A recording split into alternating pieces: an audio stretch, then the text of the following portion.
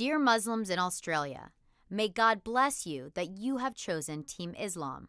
A tweet from Man Haron Monis just 4 days before he took Australians hostage in a chocolate shop. A crime committed by someone whose views are well documented, an extremist with an established social media footprint.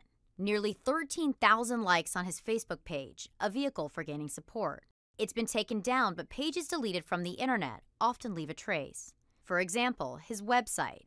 It's now removed, but was once a forum for expressing hate against America and its allies. He posted a letter he'd sent to Australia's Prime Minister requesting a debate on the country's role in the war in Afghanistan. On Twitter, similar messages. Shame on those racist and terrorist Australians who support the governments of America. No stranger to media, he posted YouTube videos from his previous brush with the law, appearing in court in 2013 after sending messages to the families of fallen soldiers, condemning their actions overseas. I want to send 237 baskets of flowers attached with 237 letters. His last tweet linked to his website with a haunting message posted the day of the attack. If we stay silent towards the criminals, we cannot have a peaceful society. The more you fight with crime, the more peaceful you are.